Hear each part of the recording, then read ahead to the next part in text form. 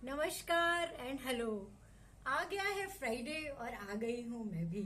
लेकिन ये फ्राइडे है थोड़ा खास। क्यों है ये मैं आपको आगे चल के बताऊंगी।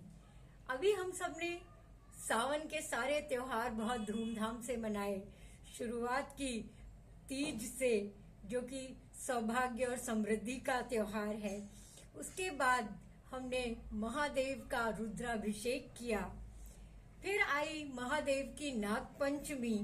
और सारे सावन तो हमने सावन के सोमवार तो मनाए। आगे बढ़े तो आया भाई बहन के प्यार का प्रतीक, भाई वो राखी के धागे, जिनका हमारे जीवन में बहुत ही महत्व है, रक्षा बंधन। फिर आई नारणी पूर्णिमा और कृष्ण भगवान की बाल लीलाओं को दर्शाती दही हांडी। और फिर कृष्ण जन्म, जिन्होंने हमें गीता का पाठ पढ़ाया, जिंदगी जीने का फलसफा दिया, दुनिया चलाने का ज्ञान दिया और ऐसी ऐसी बातें गीता में उपदेश में कही कि वो आज पूरे विश्व में फैल चुकी हैं। हर कोई गीता पढ़ना चाहता है, पढ़ नहीं सकता तो गीता जानना चाहता है और गीता के उपदेशों को अपने में आत्मसात करना चाहता है। मैं तो ये कहूंगी, अगर आपने कभी गीता नहीं पढ़ी है तो जरूर पढ़िए।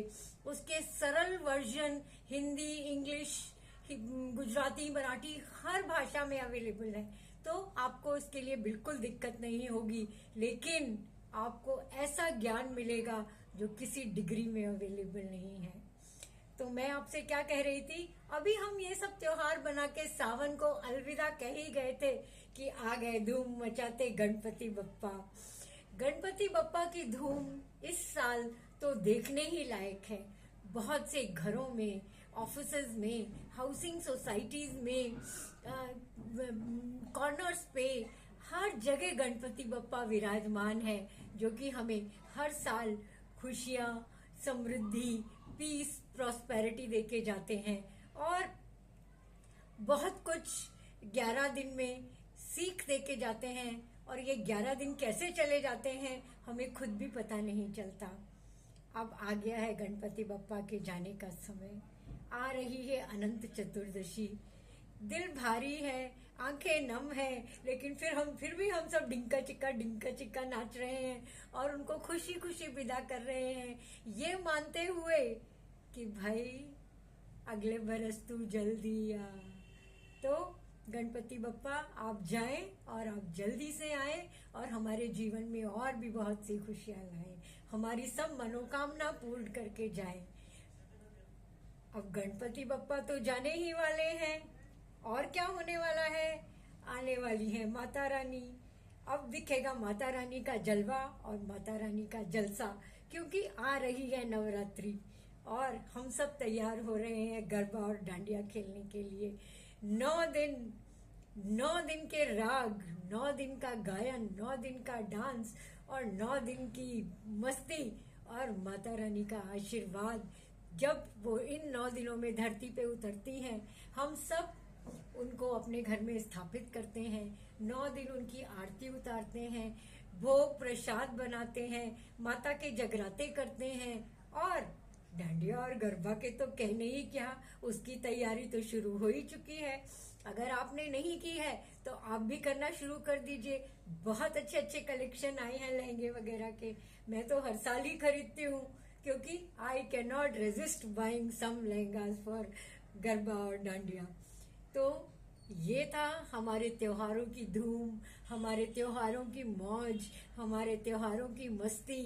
और ये त्योहार ही नहीं, ये हमारे जीवन का फलसफा है, ये इंडियन लाइफस्टाइल का एक इम्पॉर्टेंट पार्ट है।